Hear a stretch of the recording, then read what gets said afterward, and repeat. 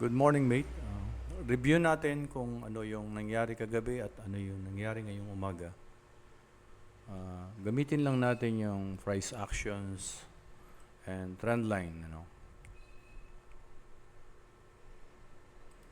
So, kanginang umaga, mapapansin natin na nag-bounce yung price dito sa trend line na to.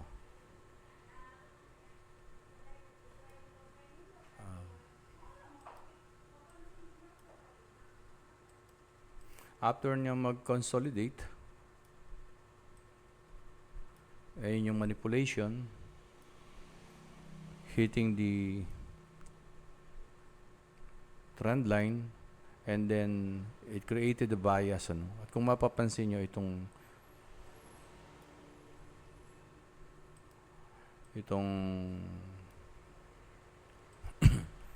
candlestick na to is very strong. Bakit? Kasi wala siyang buntot. Ganun. So, this is now our bias.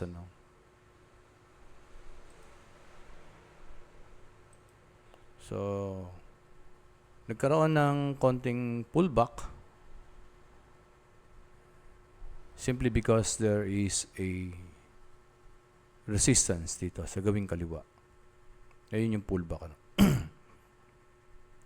Almost half of the body nung candlestick na bias natin. Hindi naman ngunit walang buntot sa taas ay diretso na.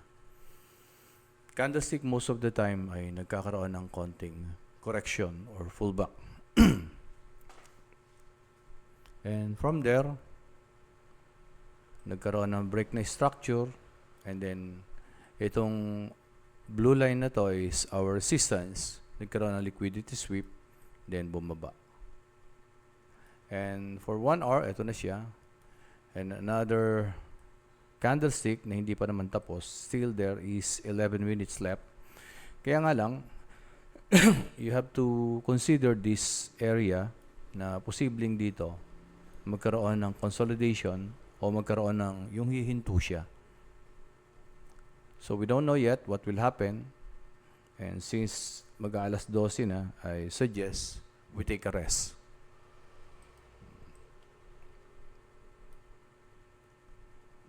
Pero lagyan natin ng trend line ito. Ito.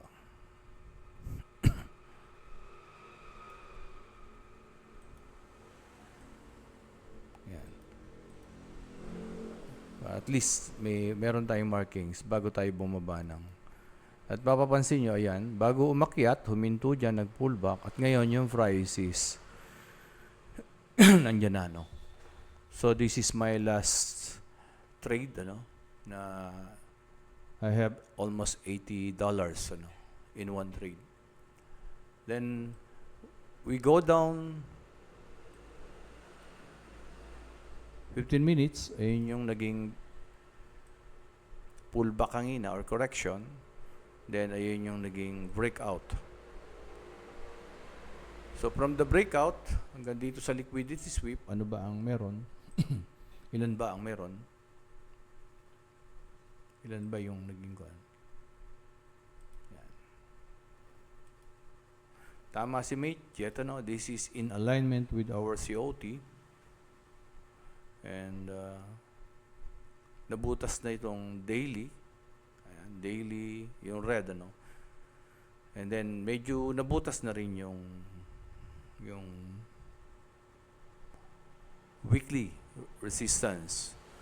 And possible this is just a pullback.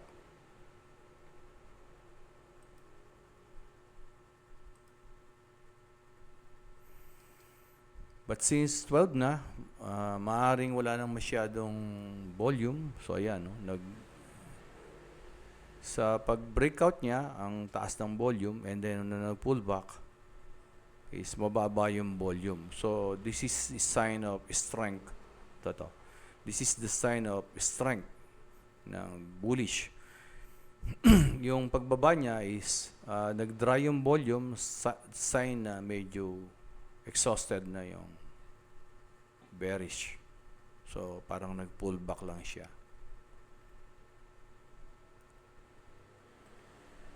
And possible, maybe London, Bababa pa siguro dyan hanggang dito yan. Baka i-hit na naman to. Pero minsan, nagsa-sideways, kaya pag ganyan, medyo lumalabas na ako. I'll wait for the setup na gusto kong hantayin. And mapapansin nyo, talagang nire-respect yung ating trend line. Kahapon, ito siya, bumaba. Ayan. And then, I'll wait for the price to reach this area. Maaring dahan-dahan kasi kung babantayan mo yan, medyo stress yan. So, we need also to take a rest. Kasi kung papansinin nyo, from here to here, price now is in between. So, we don't know if aakit siya o bababa siya. Ako ngayon, ang pinapractice ko is I'll wait for the pullback at a significant area. And dito ngayon. And then wait for the market session on London. And yung trade ko ngayon, I'm using 0.05 because I'm somehow confident that this strategy will work.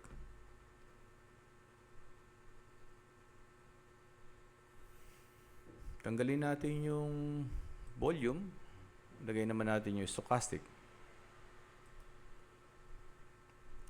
1 hour kanina. So, ito yung price. Ito naman yung stochastic. So, may divergence na siya. Divergence. Ito ay pababa. Ito ay pataas. Then, after the rejection, ito na siya. Dumiretso na siya. Even stochastic, pagdating niya doon sa overbought, ito na siya ngayon, pababa. But still, hindi pa siya tapos. But then again, ang trend na nakikita natin dito is uptrend. So if we're going to continue trading this, yung pagbaba na to, we are on a counter trend.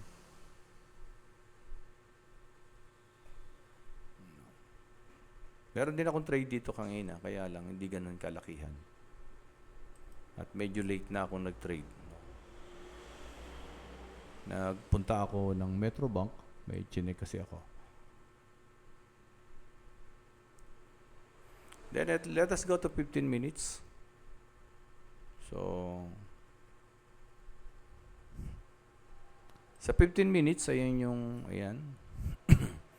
Ayan yung naging, diba, ayun, umakyat.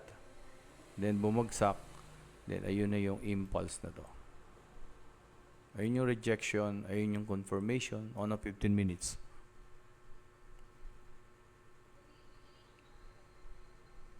And then what is happening now is ito siya. Even the lower time frame stochastic is confirming na bababa siya. Kaya lang yung chart na pinakita ko sa inyo is based on the 30 minutes. Ayan, 30 minutes.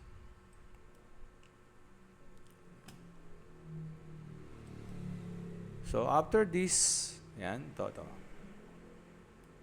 Dito na ako pumasok. 3. Kaya lang mapapansin nyo, every time na darating siya dyan, nagpo-pullback. Another pullback. And another pullback. Until i-reach niya to. Nung mag-80, nilabas ko na, hindi ko na kinuha itong dulo. But, obviously, yung strategy is nag-work. Kumbaga, medyo nag-secure lang ako. May konti pang doubt, sabi nga.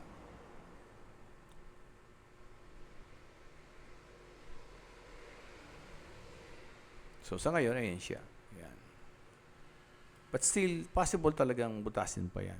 But let us talk about this one. Ayan. Kasi when you use 0.05, a slight error could wipe out your capital.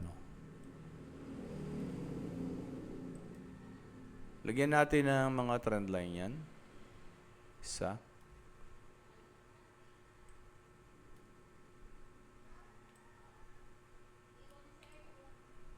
Dalawa. Yan. Then we go 15 minutes. Ayan. Pagdating ng price dito, minto, simply because of this. Ayan. And then dito, ganun din. Simply because this is almost the 50%. And then, ito na siya ngayon. Ano. And most likely, kung magte-trade ka rito ng sell, medyo alanganin na. Kung magbabay ka naman, stochastic is telling us that still the price is papunta pa sa oversold. How about the 30 minutes? So, ganun din, 30 minutes. Although possible ito na mag-bounce dito.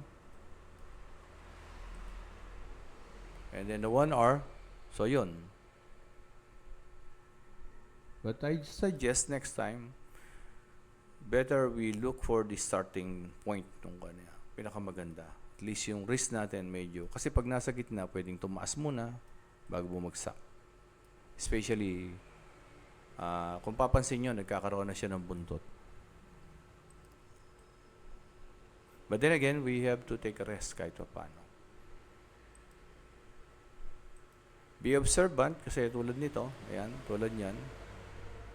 5 minutes sabihin natin, no? Mapapansin nyo, di ba?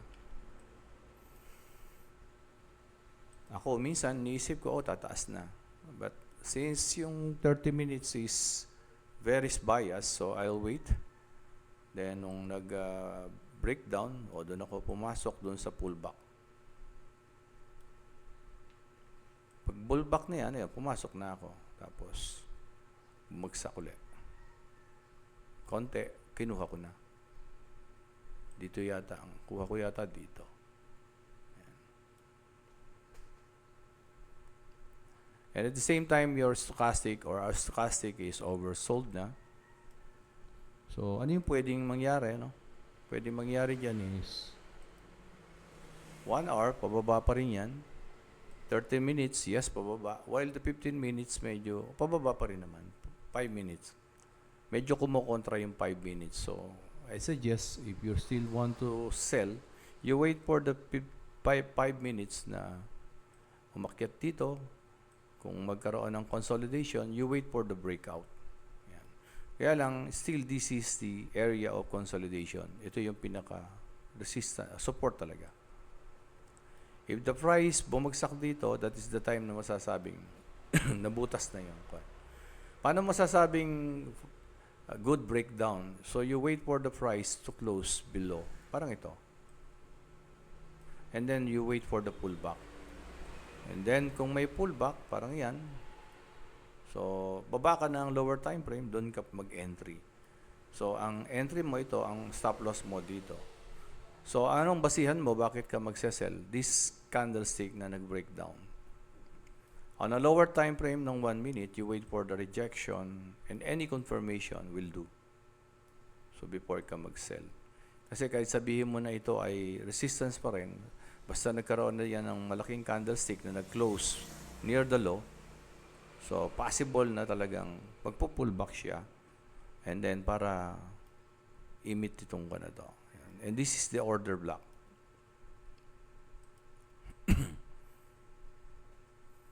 Tanggalin natin yung stochastic. Tingnan natin if the Lux Algo will confirm yung nakikita natin. So, ayan. At the moment, nasa loob ng fair value gap yung ating price. We don't know if it will sideways ng 1 oras, 2 oras. Kung magte-trade ka dyan, may stress ka dyan. So, you need to wait for the breakdown and possible pullback. And then, TP1 or TP2. But if ako naman, I'm going to wait for the price na makarating dito because this is the order block. If the price is already here, maybe London or New York, so I'll wait for the confirmation, rejection and confirmation na 1 hour before ako bababa sa lower time frame ng 15 minutes. So pag pullback niyan, 15 minutes, confirmation, pwedeng dito na ako kumuha o I'll go down to 1 minute. Pero pwede na rin dito kung 5 minutes or 15 minutes. Because okay naman yung capital ko. So watch this video so that by 7:30 tonight, medyo mabilis nyo nang makuha yung ating mga lessons. And for the new joiners, asking for the paano mag-registered, mag-create ng live and demo account, ano ang broker natin. We have YouTube playlist na pinapadala sa inyo. And new joiners, just please observe for the first 1 week. Kung magustuhan nyo yung culture ng ating community, you can register. Sa ATFX, our minimum fund is only $50. But we have a funded GC ng mga members natin. As of now, ang minimum fund ng mga members to join the funded traders GC ng community is only $100. But soon it will become 100. Kaya ako sa inyo, try to grab that promotion na medyo 100 pa lang. And again, congratulations sa mga nag-profit, especially kay Mate Jet, Mate Yor, Mate Joel, and others. Keep on learning. How? By attending Zoom and watching the YouTube playlist. We have YouTube playlist, 2 YouTube playlists. One is for the basic fundamentals of Forex trading, and another playlist is the Trader's Eye Analysis, Daily Analysis. So please subscribe para updated kayo sa mga video na ginagawa natin katulad ngayon na ito. This video will be included on the Trader's Eye Daily Analysis on playlist. Thank you very much and good luck.